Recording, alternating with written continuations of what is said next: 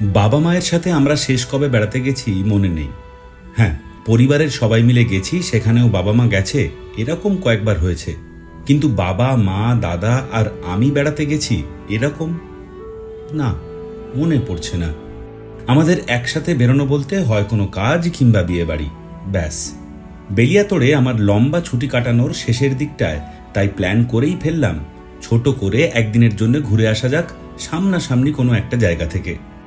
এমন একটা জায়গা যেখানে গেলে সবারই ভালো লাগবে, যেখানে গেলে স্পষ্ট হয়ে উঠবে ছোটবেলার আবছা স্মৃতি। আজ আমাদের গন্তব্য সেখানেই, বেলিয়াতোড় থেকে ৮০ কিলোমিটার দূরে জয়রামবাটি কামারপুকুর। প্রায় ২০-২৫ বছর পর একসাথে।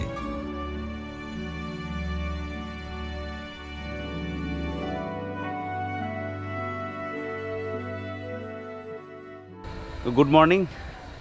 আজকে 15 তারিখ, 15ই মার্চ। আমি আবার ওই পলাশের জঙ্গলের মধ্যে রয়েছি। পলাশের জঙ্গল মানে যেটা আমাদের বেলিয়াতোড় পেরিয়ে পাঁচালের দিকের পলাশের জঙ্গল, যে রাস্তাটা দিয়ে আমরা বিষ্ণুপুর গেছিলাম সেই রাস্তাটায় রয়েছি। এখন এখানে একটু এসে দাঁড়ালাম, এই জায়গাটা বেশ সুন্দর বলেই দাঁড়ালাম। আজকে আমরা যাচ্ছি জয়রামবাটি কামারপুকুর। আর আজকে আমরা বলতে আমি যাচ্ছি, সঙ্গে ওফেলিয়া আছে, মা বাবা আছে, দাদা বৌদি আছে, আমরা 6 জন যাচ্ছি। তো এখান থেকেই মোটামুটি জার্নিটা শুরু হচ্ছে, বাকি যেতে যেতে বলছি, দেখতে থাকুন। সকাল সকাল জঙ্গলের রাস্তার এক অপূর্ব রূপ। এই সময়টায় জঙ্গলের ভেতর দিয়ে গেলে চারদিক ম করে শাল ফুল আর মহুয়া ফুলের গন্ধে। সদ্য ঘুম ভাঙা গ্রামের যে ছবি দেখতে দেখতে যাচ্ছি তা এখন কেবলই নস্টালজিয়া। মানুষ যত দ্রুত বদলেছে, পাল্লা দিয়ে বদলেছে এই বাংলার গ্রাম। মার্চ মাসের মাঝামাঝি সময়ে বাঁকুড়ার ওয়েদার খুব অদ্ভুত। সকালের দিকটা বেশ আরামের, তারপর বেলা 10টা থেকে বিকেল 3:30 অবধি কাঠ ফাটা রোদ, আবারও রোদ পড়লে শিরশিরে ঠান্ডা। সকাল 6টায় টার্গেট করে শেষমেশ 7টা নাগাদ আমরা বেরিয়ে পড়েছিলাম গাড়ি নিয়ে।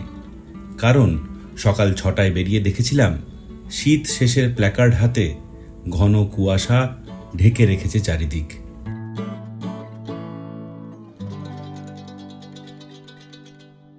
এখন বাজছে 9:15। আমরা একটু আগেই বিষ্ণুপুর ইলেকট্রিক অফিস পার করে বাঁ দিকে যে রাস্তাটা সেটা দিয়ে এলাম। এটা এখন জয়পুরের জঙ্গল হয়ে কতুলপুরের দিকে যাবে। সেই রাস্তা দিয়ে গেলে প্রথমে পড়বে জয়রামবাটি, তারপরে কামারপুকুর।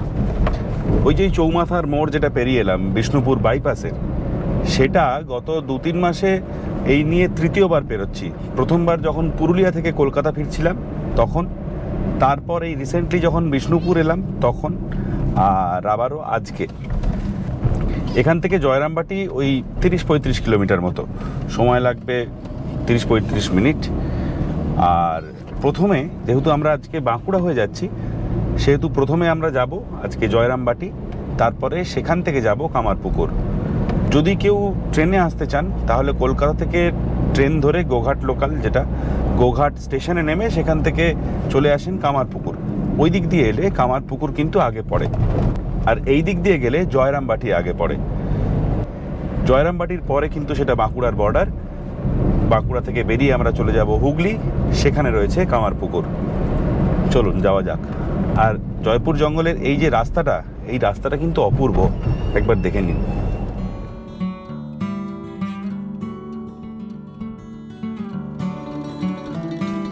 জয়রামবাটির রাস্তাটাও কিছুটা বিষ্ণুপুরে যাওয়ার মতো।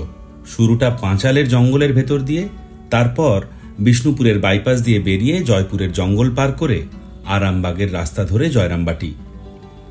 যদি আপনি কামারপুকুর আসতে চান তাহলে হাওড়া থেকে গোঘাট লোকাল ধরে আসতে পারেন। তবে খুব সদ্য জয়রামবাটিতেও একটি রেলওয়ে স্টেশন তৈরি হয়েছে। হাওড়া থেকে সরাসরি ট্রেন রয়েছে জয়রামবাটি আসার। আচ্ছা, এখানে একটা কথা জানিয়ে রাখি, আজকের ভিডিওর বেশিরভাগটাই কিন্তু ভয়েস ওভারে।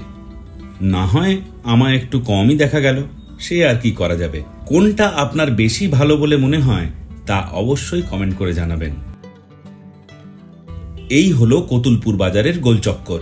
এখান থেকে ডান দিকে বেঁকে আরো কিছুটা পথ গেলে জয়রামবাটি। আর এই জায়গাটা হলো বকুলতলা মোড়। এখান থেকে বাঁ দিকে 8 কিলোমিটার গেলে কামারপুকুর, আর ডান দিকে 5 কিলোমিটার গেলে জয়রামবাটি। আমাদের সময় লাগলো প্রায় ঘন্টা 3 কাছাকাছি। মাতৃমঠের রাস্তা দিয়ে কিছুটা ভেতরে এগিয়ে গেলে রয়েছে ফ্রি পার্কিংয়ের জায়গা। সেখানে গাড়ি রেখে এবার আমরা সোজা চলে এলাম মাতৃমন্দিরে।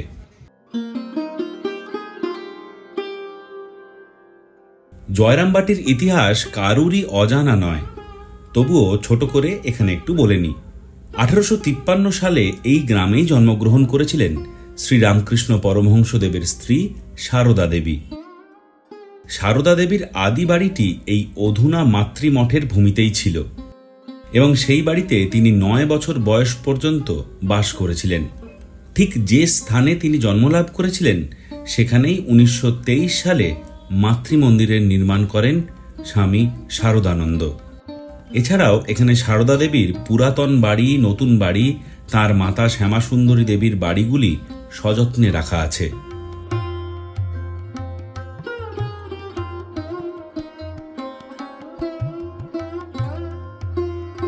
এইসব ঘুরে দেখতে দেখতে বেজে গিয়েছিল প্রায় 11টা। জয়রামবাটির মাতৃমঠ বা কামারপুকুরের শ্রীরামকৃষ্ণ মঠ মার্চ মাসে বেলা 11:30 থেকে বিকেল 3:30 পর্যন্ত বন্ধ থাকে। ফলত জয়রামবাটিতেই প্রসাদ পাওয়ার সিদ্ধান্ত নিয়েছিলাম আমরা।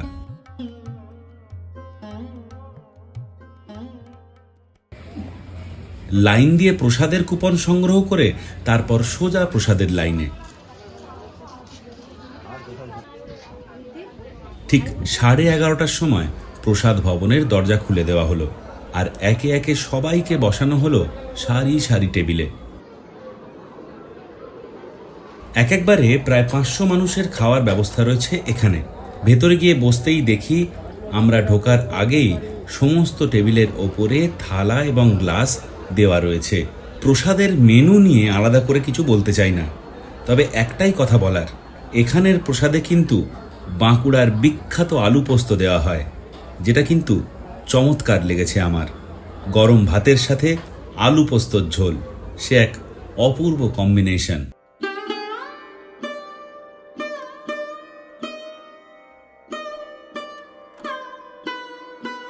যাই হোক, প্রসাদ খেয়ে কিছুক্ষণ গাছের ছায়ায় বিশ্রাম করে এবার আমাদের বেরোনোর পালা। জয়রামবাটির মঠ থেকে বেরিয়ে দেখি প্রচণ্ড রোদ। এতক্ষণ গাছের ছায়ায় ছিলাম বলে টের পাচ্ছিলাম না। রোদে গরমে আমরা সবাই তখন কাহিল। ধাতস্থ হতে হতে দেখি কামারপুকুরে যাওয়ার জন্য আমরা একটা ভুল রাস্তা ধরে ফেলেছি। তাতে অবশ্য সুবিধেই হলো, কারণ রামকৃষ্ণ মঠ বন্ধ থাকে 3:30 পর্যন্ত।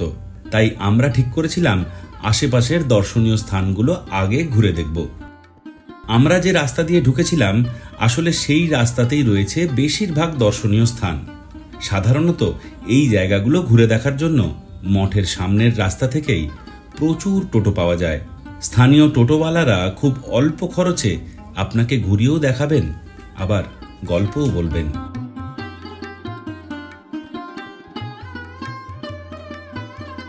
যাই হোক, আমরা এক জায়গায় এসে গাড়ি থামালাম আর একে একে দেখে নিলাম সেই সব জায়গা যা ছোটবেলার গল্পের বইয়ে পড়েছি। যেমন রামকৃষ্ণদেবের পাঠশালা, যেটি লাহা বাবুদের পাঠশালা নামেও বিখ্যাত। এই পাঠশালাকে খুব সুন্দর করে সংস্কার করে রাখা হয়েছে। পুরনো সময় কেমন ছিল তার বিভিন্ন ছবিও রয়েছে পাঠশালার চালায়।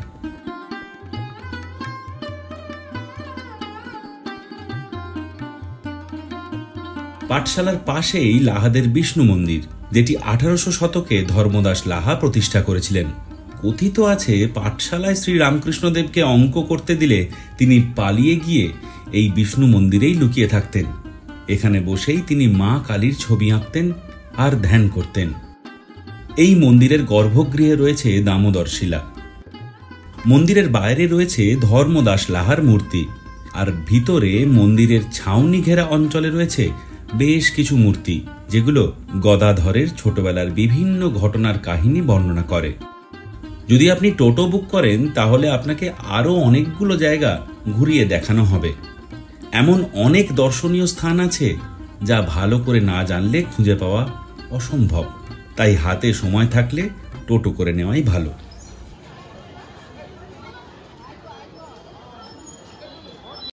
আমরা যখন কামারপুকুর মঠের সামনে পৌঁছলাম তখনও ঘড়ির কাঁটা 3:30 ঘরে প্রবেশ করেনি। তাই গাড়ি রেখে প্রথমেই চলে গেলাম মঠের মূল গেটের ঠিক উল্টো দিকে হালদার পুকুরে। কথিত আছে বাল্য বয়সে বন্ধুদের নিয়ে এই পুকুরেই সাঁতার কাটতে ভালোবাসতেন বালক গদাধর, আর তাই এই পুকুরকে অত্যন্ত পবিত্র বলে মনে করেন অনেকেই। যাই হোক, এই পুকুরের পাড়ে কিছুক্ষণ সময় কাটিয়ে আমরা এবার হাঁটা লাগালাম মঠের দিকে। এখানে জানিয়ে রাখি, মঠের ঠিক উল্টো দিকেই রয়েছে দর্শনার্থীদের বিশ্রাম স্থান, যেখানে টয়লেট এবং খাবার জলের বন্দোবস্তও রয়েছে। রামকৃষ্ণ মঠের ভিতরে ছবি তোলা বা ভিডিওগ্রাফি করার অনুমতি নেই, তাই যা যা দেখেছিলাম তার একটা বর্ণনা আর ইন্টারনেট থেকে প্রাপ্ত কিছু ছবি দিচ্ছি এখানে। মঠে ঢোকার ঠিক মুখেই রয়েছে ঠাকুরের নিজের হাতে রোপণ করা প্রায় 170 বছরের পুরনো একটি আম গাছ। খুব সুন্দর করে সাজানো এই মঠের ভিতরে ঠাকুরের মাটির তৈরি খড়ের বসতবাড়ি একই রকম রয়েছে। যে ঢেঁকিশালে তিনি জন্মগ্রহণ করেছিলেন সেটির ওপর তৈরি করা হয়েছে মন্দির। এই মঠের ভিতরেই রয়েছে শ্রীরামকৃষ্ণ দেবের পরিবারের কুলদেবতা রঘুবীরের মন্দির এবং তার পাশেই রয়েছে যোগী শিব মন্দির। কামারপুকুরের শ্রীরামকৃষ্ণ মঠেও প্রসাদের জন্য কুপনের ব্যবস্থা রয়েছে, তবে সকাল 9:30টার মধ্যে কুপন সংগ্রহ করে নেওয়া ভালো, কারণ কুপনের সংখ্যা কিন্তু লিমিটেড। প্রসঙ্গত বলে রাখি, এই রামকৃষ্ণ মঠ এপ্রিল থেকে সেপ্টেম্বর অবধি সকাল 6টা থেকে বেলা 11:30 এবং বিকেল 4টে থেকে রাত 9টা অবধি খোলা থাকে, আর অক্টোবর থেকে মার্চ মাস পর্যন্ত সকাল 6:30 থেকে বেলা 11টা আর দুপুর 3:30 থেকে সন্ধে 8:30 অবধি খোলা থাকে।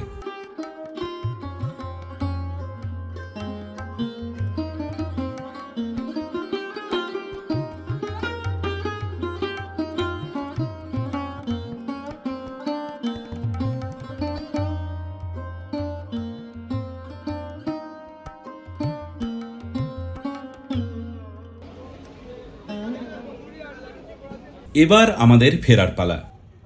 তবে ফেরার আগে পার্কিংয়ের সামনের একটা দোকান থেকে কিনে নিয়েছিলাম কামারপুকুরের সাদা বোঁদে। এই সাদা বোঁদে কিন্তু কামারপুকুরের স্পেশালিটি বলা চলে, যা স্বয়ং শ্রীরামকৃষ্ণ দেবের খুবই পছন্দের মিষ্টি ছিল। ফিরে যেতে যেতে একটা কথা জানিয়ে রাখি, এই কতুলপুর কিন্তু আমাদের অতি প্রিয় এবং পরিচিত চন্দ্রমুখী আলুর জন্যও বিখ্যাত। এখন আলু তোলার সিজন, আর তার নমুনা দেখাই যাচ্ছে। আলো থাকতে থাকতেই সেদিন আমরা জয়পুরের জঙ্গল পৌঁছে গিয়েছিলাম। আগে কোনোদিন বনলতা রিসর্টের ভেতরটা ঘুরে দেখা হয়নি বলে আজ কিছুটা সময় নিয়েই ঘুরে দেখলাম বনলতার ভেতরের জায়গাগুলো। দারুণ সুন্দর করে সাজানো, থাকার ব্যবস্থাও বেশ ভালো, আর খাবারের ব্যবস্থা সে কথা আর বলার নয়। শুনেছি মধ্যরাতেও খোলা থাকে এদের রেস্টুরেন্ট। যাই হোক, এত চড়া রোদে ঘুরে ঘুরে আমাদের সবারই কেমন যেন খিদে পেতে শুরু করলো। ফলত আর একবার পেট পুজো সেরে নিলাম বনলতার রেস্টুরেন্টেই। তারপর বাইরে দাঁড়িয়ে 1 কাপ চা খেতে খেতে সূর্য ডোবার পালা শুরু হয়ে গেল। আমরাও আর দেরি না করে বাড়ির পথ ধরলাম। এবার সোজা বেলিয়াতোড়। এই পড়ন্ত বিকেলে ঘন জঙ্গলের মধ্যে ক্লান্ত সূর্যের আস্তে আস্তে ঢলে পড়ার সময়টা খুব মায়াবী। দুদিকে গাঢ় সবুজ, আর সেই সবুজ চিরে মাইলের পর মাইল কালো পিচের রাস্তা। চারপাশ সদ্য সকালের মতো হয়ে থাকলেও আসলে সময়ের কাঁটা বিকেল পেরিয়েছে। যখন বেড়াতে বেরিয়েছিলাম তখন সূর্য যেখানে ছিল এখন ঠিক তার উল্টো দিকে। মনে হচ্ছে যেন বাবা মার সাথে বেড়াতে বেরিয়েছিলাম আমরা, আর ফেরার পথে বাবা মা আমাদের সাথে বেরিয়ে ফিরছে।